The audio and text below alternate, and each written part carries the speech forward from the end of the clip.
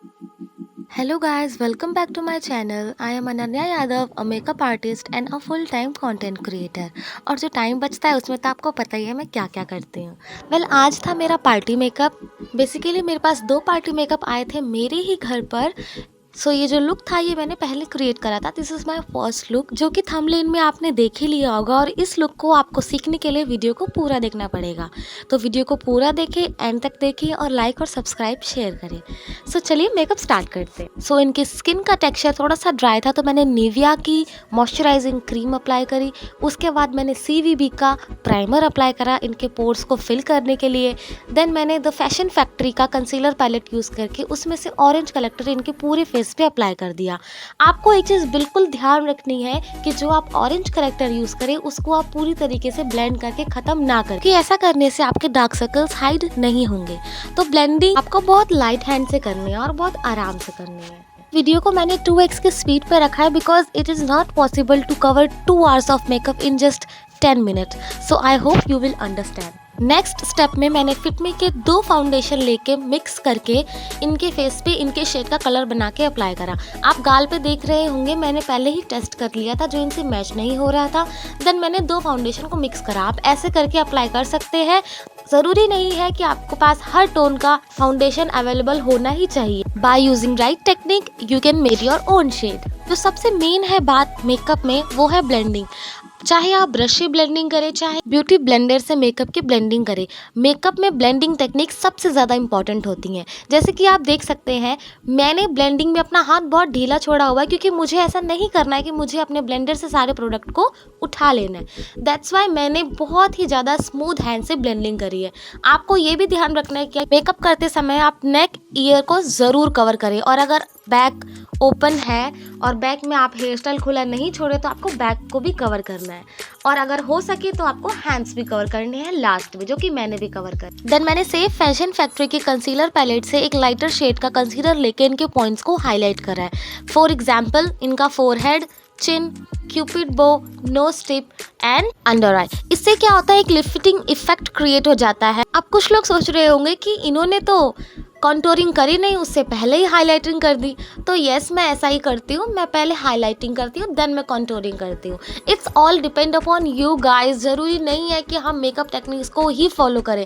अगर आप टेक्निक्स पे जाएंगे तो there are so many different techniques tell by the different beauticians and makeup artist. So आपको जिसमें कंफर्टेबल लगता है और जिसमें आपका लुक अच्छा आता है आप वही टेक्निक्स फॉलो करें। एंड जब आप अपनी हाईलाइट को ब्लेंड करेंगे तो आपको इस बात का भी ध्यान रखना है कि वो एक्स्ट्रा जगह पर ना ब्लेंड हो जा पाए। जिस पर्टिकुलर जगह पर आपने कंसीलर को अप्लाई करा है लाइटर शेड के उसी जगह पर होने की, तो अदर एरियाज में फैलने के बाद वो चीज़ डार्क हो जाएगी, जो कि मेकअप के बाद अच्छी नहीं लगेगी और पूरा फेस इवन हो जाएगा और हमारी कॉन्टोरिंग का और हमारी हाईलाइटिंग का कोई मतलब ही नहीं बनता है। Then blending should be very precise. मैंने ये 2x की स्पीड पे करा है, मैं फिर बता देती हूँ। दैट्स वाई लग रहा होगा कि मेरा हाथ बहुत फास्ट चल रहा है, बट ऐसा नहीं है, मैं बहुत स्लोली और प्रिसाइजली ब्लेंडिंग कर रही हूँ। हाँ गाइज आप नोटिस कर रहे होंगे कि मेरी क्लाइंट बातें करी जा रही है बिकॉज मेरी दीदी की फ्रेंड है। और हाँ आपको इस बात का भी ध्यान रखना पड़ेगा कि आप अपने क्लाइंट को बिल्कुल ही कंफर्टेबल फील करवाएं, उनसे बात करते रहें और ऐसा उनको फील करा दे कि वो आपसे अपनी डिज़ायर्स है जो आपने मेकअप को लेके वो कह पाए। ऐसा ना हो कि मेकअप के बाद उन्हें ये लगे कि मुझे ये करवाना था ये नहीं। सो आप अपने कंफर्टेबल करवा दें अपने क्लाइंट को अपने साथ। देन मैंने कॉन्टोरिंग करी इनके फोरहेड पर, इनकी नोज़ पर, इनके जॉ लाइन पर, और फिर मैंने बहुत ही ध्यान से सिर्फ जहाँ मुझे ब्लेंड करना था वही मैंने ब्लेंडिंग की। कुछ लोगों का मेकअप बेस अच्छा नहीं निकल के आता है जस्ट बिकॉज ऑफ या तो वो CTM को अच्छे से फॉलो नहीं करते हैं या तो उनकी ब्लेंडिंग अच्छी नहीं होती है। गाइस अगर आपकी ब्लेंडिंग अच्छी हो गई और आपने अपनी ब्लेंडिंग पे ध्यान दिया तो आपका मेकअप ऑटोमेटिकली बहुत फ्लॉलेस निकल के आएगा। देन अगेन मैंने कुछ पर्टिकुलर जगह पर बिल्कुल लाइटर शेड का कंसीलर यूज़ करके उसे ब्लेंड करा है। आपको अगर अपने क्लाइंट का स्किन टोन उठाना है तो आपको धीरे धीरे करके उठाना है। ऐसा नहीं है कि आप डायरेक्ट इसको सफ़ेद भूत बना दे, जो कि बहुत अजीब लगेगा और बाद में जो मेकअप है वो डार्क भी पड़ जाएगा प्लस केके लगने लगेगा। और हाँ अगर किसी की स्माइल लाइन्स आती है तो मैंने एक न्यू हैक सीखा है इंस्टाग्राम और यूट्यूब से, कितना हेल्पफुल है आजकल ये। आप ये सब देख के भी सीख सकते हैं कि अगर आपकी फाइन लाइन्स आ जाती है कहीं पर भी तो आप उसको एक ईयरबड से क्लीन कर दें और उसको ब्लेंड कर दें तो उसके बाद बहुत सुंदर हो जाता है। देन मैंने आई मेकअप स्टार्ट करा, आई के लिए बेस प्रिपेयर करा और उसके बाद मैंने उस पर पाउडर लॉक कर दिया उसको। देन मैंने एक पिंक कलर का लाइट शेड लेके उनकी पूरे ओवरऑल लिड पे अप्लाई कर दिया। देन डार्कर पिंक से मैंने उनकी, ऐसा करने से एक लिफ्टिंग इफेक्ट क्रिएट हो जाता है आईज में और आईज बड़ी लगने लगती है। देन इनको चाहिए था कट क्रीज मेकअप, इन्होंने अपने आप से सिलेक्ट करा था, तो मैंने इनकी थोड़ा सा नीचे लगा दिया और इनको बोला आईज ओपन करने से, जिससे मुझे एक गाइडलाइन मिल गई। और उसके बाद मैंने वहीं से अपना कंसीलर ड्रॉ करना स्टार्ट कर दिया। मैं अपनी आईज और अपने लिप्स के ऊपर बहुत ध्यान देती हूँ क्योंकि मेकअप इन्हीं दोनों से निखर के आते हैं। मैं एंड तक, आप देखेंगे कि मैंने एंड तक आईज में कुछ ना कुछ टचअप करा है, because I just want my look to be perfect, basically the eyes.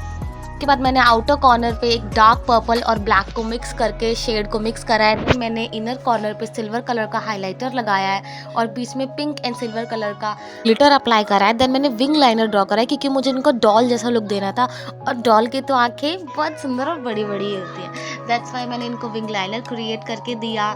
Then इनके मैंने मस्कारा लगाया, आईब्रोज को सेट करा जो मैं वीडियो में दिखाना भूल गई।